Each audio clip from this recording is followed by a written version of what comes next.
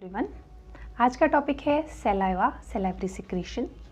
Salivary secretion को हम saliva mouth से सिक्रीट होता है।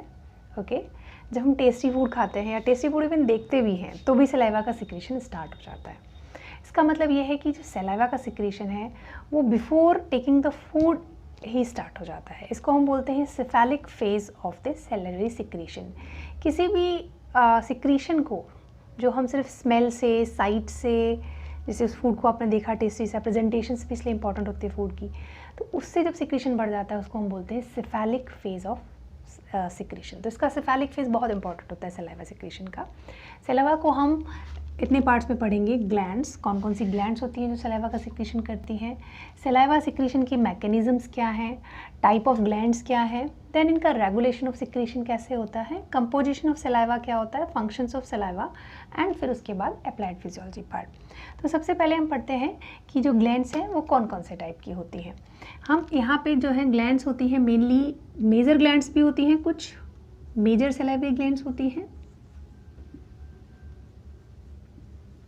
और माइनर सलाइवरी ग्लैंड्स होती हैं।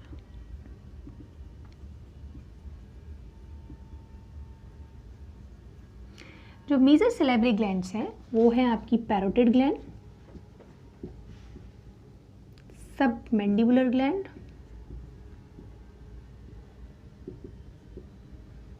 And sublingual gland.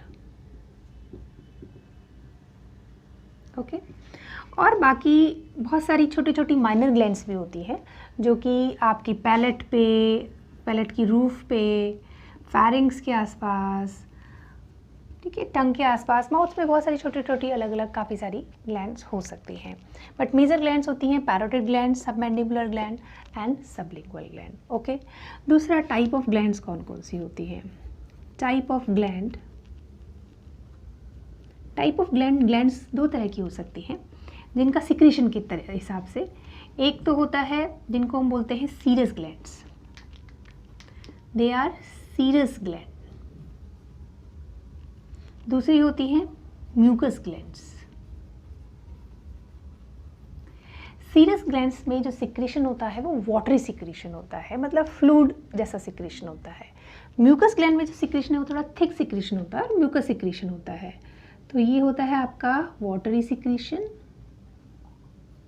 सीरस नाम है सीरस, और म्यूकस है उसी के नाम से होता है ये। इसमें सिक्रीशन में म्यूकस होता है और म्यूकस बेसिकली एक थोड़ा सा कंपैरेटिवली थिक सिक्रीशन है। ओके, ये थोड़ा थिन सिक्रीशन होता है, वाटरी सिक्रीशन है, ये थिक सिक्रीशन होता है, म्यूकस सिक्रीशन होता है। तो डिफरेंट ग्लैंड सीरस भी हो सकती हैं, म्यूसिनस भी हो सकती हैं, या फिर मिक्स टाइप की ग्लैंड भी हो सकती हैं। ओके, अब हमारे पास तीन ग्लैंड्स हैं, parotid gland, submandibular, sublingual gland. Fine, parotid gland actually यहाँ होती है at the angle of mandible. ये हमारी है मैंडिबल, इसके एंगल पर यहाँ पर पैरोटिड ग्लैंड होती है। ओके, फिर ये आपका जो मैंडिबल है इस तरीके से ऐसे आ रही है, ये मैंडिबल है, आप इस बोन को छू के भी देखें तो ये जो ग्लैंड है ये है आपकी mandible gland, sorry mandible bone. ये एंगल ऑफ मैंडिबल है, यहाँ पर रेमस ऑफ मैंडिबल होता है।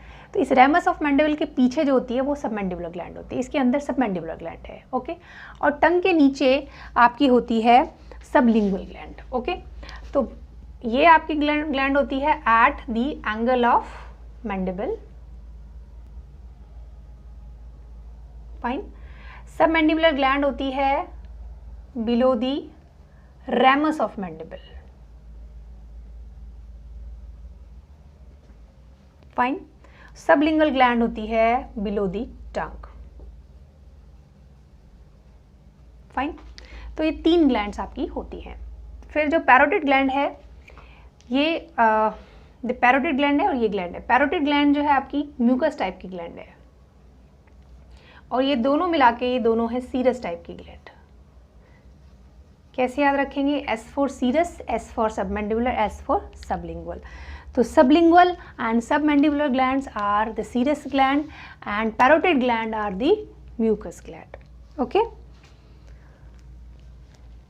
अब ये जो सिक्रीशन होता है इन ग्लैंड्स से, जो सिक्रीशन होता है इसका जो कंट्रोल है बेसिकली वो रेगुलेशन, इसका ये इंपॉर्टेंट चीज़ है कि ये रेगुलेशन इसमें सिर्फ न्यूरल रेगुलेशन है, इसमें एंडोक्राइन रेगुलेशन नहीं होता। ज़्यादातर ग्लैंड का या ज़्यादातर जीआईटी में जो भी सिस्टम है उनका जो सिक्रीशन है वो किसी ना किसी हार्मोन से है, और साथ में न्यूरल जो नर्वस सिस्टम है, सिंपैथेटिक पैरासिम्पैथेटिक, उनसे भी इसका जो मतलब कंट्रोल होता है।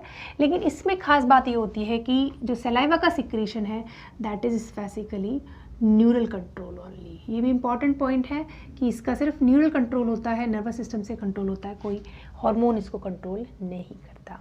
ओके, अब हम जो एक ग्लैंड्स हैं इनका अगर हम ट्रांसफर सेक्शन ले लें, मतलब इसके अंदर देखेंगे किस टाइप की सेल्स होती हैं, तो उसमें दो तरह की चीज़ें हैं, एसिनस होता है और एक होती है डक्ट। ठीक है, तो आप ये देखिए इस तरीके से ये एसिनस पोर्शन होता है, इसमें इस तरह से सेल्स होती हैं,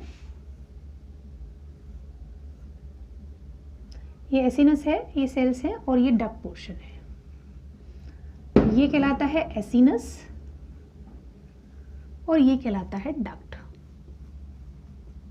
फाइन, इन एसिनस से इसका सिक्रीशन होता है, उसको हम बोलते हैं प्राइमरी सिक्रीशन, प्राइमरी सिक्रीशन।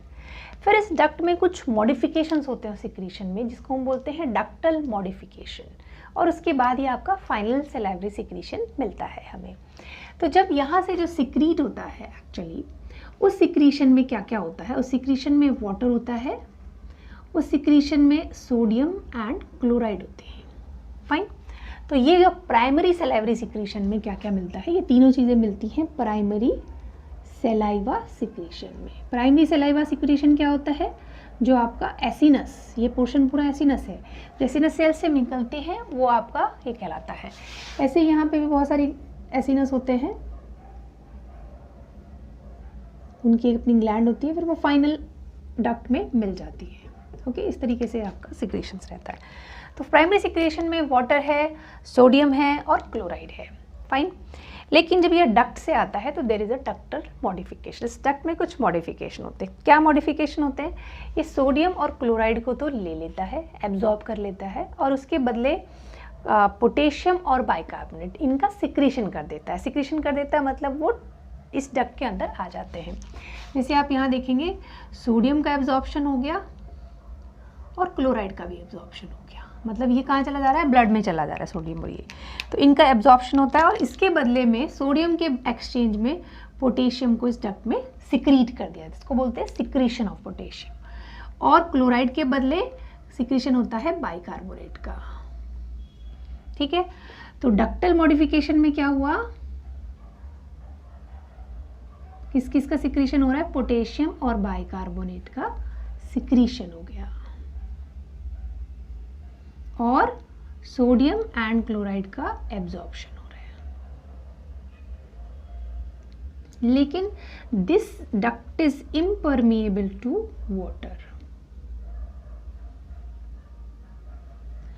जो पानी है वो इसमें एब्जॉर्ब नहीं होता, ये इंपॉर्टेंट चीज़ है, इसीलिए सलाइवा के अंदर बहुत ज़्यादा पानी होता है। सलाइवा में 99% वाटर है और 1% अदर सॉलिड्स होते हैं। ठीक है, तो यहाँ जो फाइनल सिक्रीशन है, फाइनल जो आपका जो फाइनल सलाइवा सिक्रीशन है उसमें कौन ज़्यादा होता है, उसमें पोटेशियम और बाइकार्बोनेट ज़्यादा होता है।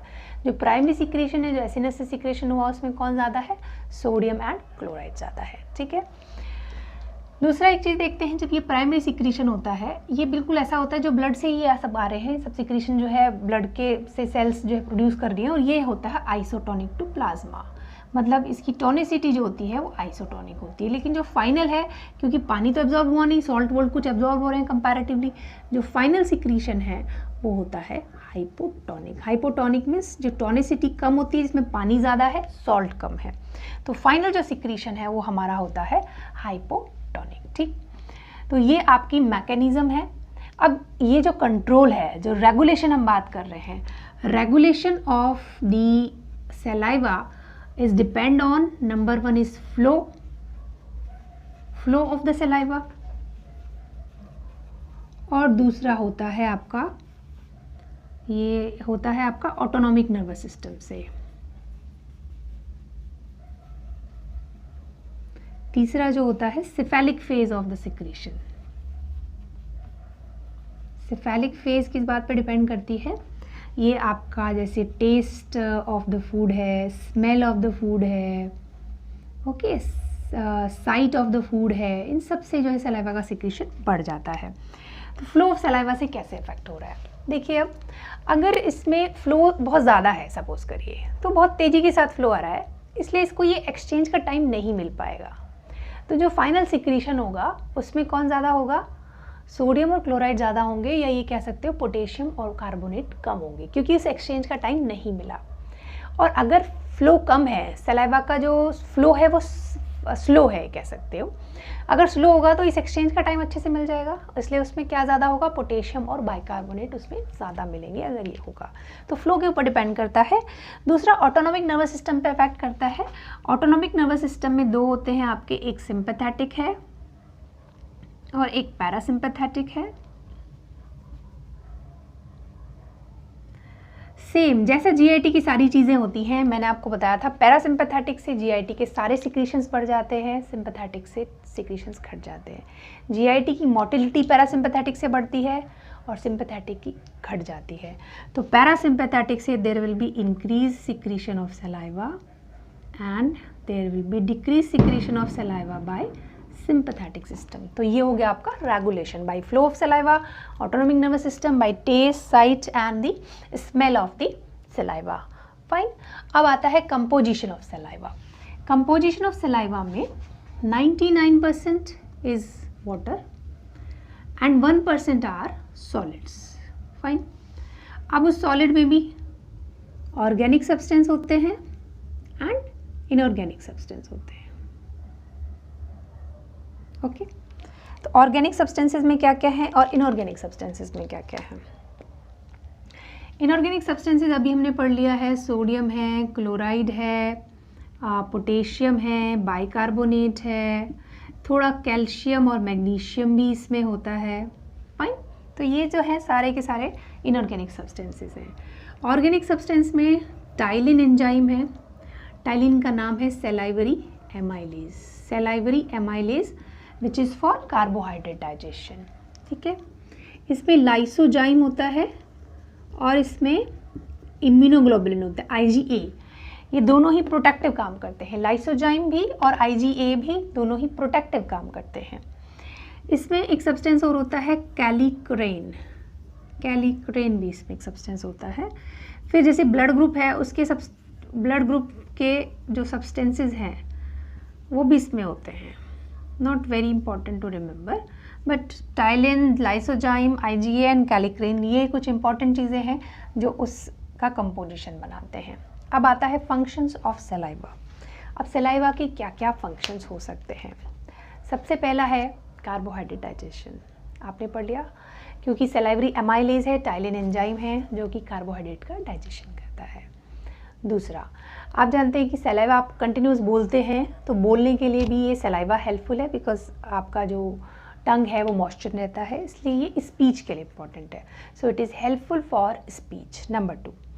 Number 3 is it is helping in formation of bolus of the food, helping in formation of bolus of food.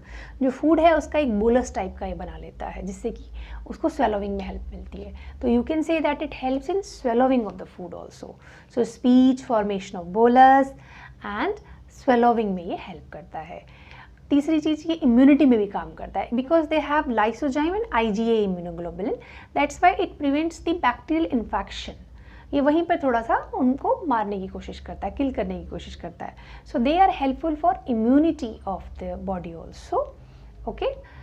और सलाइवा जो है आपका, हाँ, एक होता है जैसे गैस्ट्रिक एसिड है, गैस्ट्रिक एसिड की pH कम होती है, गैस्ट्रिक जो सिक्रीशंस होता है वो बहुत ही एसिडिक होता है। अब अगर गैस्ट्रिक एसिड किसी वजह से सिक्रीशन जो है वो वापस आ रहा है ईसोफेगस में, तो ईसोफेगस के डैमेज होने का खतरा होता है। फाइन। तो ये जो आपका सलाइवा है, सलाइवा भी जा रहा है और इसकी pH होती है कम कंपैरेटिवली। इसकी जो pH होती है सलाइवा की, वो होती है आपकी अप्रॉक्सीमेट लेस देन 7 होती है, तो 6 to 6.5 इसकी अप्रॉक्सीमेटली pH होती है, बिकॉज टाइलिन जो एंजाइम है वो इसी pH पे बेटर काम करता है। तो जबकि स्टमक की एसिडिक बहुत ज़्यादा एसिडिक pH है, तो क्योंकि ये मिक्स हो रहा है वहाँ पे, तो ये हर्ट बर्न से भी प्रोटेक्शन का काम देता है। ओके। तो ये होंगे उसके कुछ सलाइवा के फंक्शंस। उसके बाद इसकी अप्लाइड फिजियोलॉजी है। अप्लाइड फिजियोलॉजी में लिख देते हैं, एक तो होता है जीरोस्टोमिया। जीरोस्टोमिया, जीरोस्टोमिया का मतलब होता है decrease secretion of saliva. Decrease secretion of saliva is xerostomia, जिसमें बहुत ही ड्राइनेस लगने लगती है और बोलने में भी डिफ़िकल्टी होती है। ये आपके कुछ या तो कोई जैसे रेडियोथेरेपी है, यहाँ पे इस एरिया में कोई रेडियोथेरेपी हो रही है, जिससे ग्लैंड्स का सिक्रीशन कम हो गया, तो उन सब केस में ये हो सकता है। या फिर स्ट्रेस के केस में भी कभी कभी ये सिक्रीशंस कम हो जाते हैं। और जो एक्सेसिव सिक्रीशन है उसको हम कहते हैं sialorrhoea. Sialorrhoea is the increase secretion of the saliva. तो ये जैसे सिक्रीशंस बढ़ रहा है उसको हम बोलते हैं एक्सेसिव सिक्रीशन और साइलोरिया। कई बार पैरोटिड का या ग्लैंड्स का जिनका ट्यूमर्स है उसकी वजह से भी हो सकता है, या फिर कई बार बहुत ही टेस्टी फूड है तो भी सिक्रीशंस ज़्यादा हो जाता है, पर उसको हम साइलोरिया नहीं कहते। साइलोरिया तो कहेंगे बहुत ही ज़्यादा एक्सेसिव सिक्रीशन हो जाए, जो ट्यूमर वगैरह की कंडीशन में होता है। एक होता है मम्प्स। मम्प्स किसको कहते हैं? मम्प्स आपने बड़ा सुना होगा, यहाँ पे बहुत स्वेलिंग हो जाती है बच्चों में, छोटे बच्चों में ज़्यादा होता है मम्प्स। स्वेलिंग हो जाती है, पेन भी होता है, रेडनेस होती है यहाँ की। तो बेसिकली यहाँ पे कौन सी ग्लैंड है? पैरोटिड ग्लैंड है। तो ये पैरोटिड के इन्फेक्शन की वजह से होता है। तो infection of parotid gland is known as mumps, और ये वायरल इन्फेक्शन है असल में, ठीक है। तो अप्लाइड पार्ट में जीरोस्टोमिया, साइलोरिया एंड मम्प्स, ये तीनों ही इंपॉर्टेंट है इसमें। तो आज के इसका समरी क्या है आपकी, कि सलाइवा का सिक्रीशन है, 3 तरह की ग्लैंड्स होती हैं। 3 तरह की ग्लैंड्स कौन कौन सी हैं? Parotid gland, submandibular gland, sublingual gland, okay. और इसका जो सेल्स हैं वो होती हैं आपकी एसिनस और डक्टल। एसिनस से सोडियम और क्लोराइड का सिक्रीशन ज़्यादा होता है। देन डक्टल मॉडिफिकेशन से पोटेशियम और बाइकार्बोनेट उसमें ऐड हो जाता है। इसका सिक्रीशन का जो कंट्रोल है वो मोस्टली मेनली न्यूरल है। कोई ऐसा कोई हार्मोन नहीं है जिसको कंट्रोल करता हो। तो इसका कंट्रोल सिंपैथेटिक और पैरासिम्पैथेटिक से होता है। Parasympathetic increases the secretion and sympathetic decreases the secretion. और इसके फ्लो के ऊपर इसका कंपोजिशन डिपेंड करता है कि फ्लो अगर कम है तो जो फाइनल सलाइवा आया है उसमें पोटेशियम और बाइकार्बोनेट ज़्यादा होंगे। और ये आपका टेस्ट और स्मेल सब फूड से, इन सब से भी इसका एक्टिवेशन होता है। Fine, so this is all about the salivary secretion. Thank you.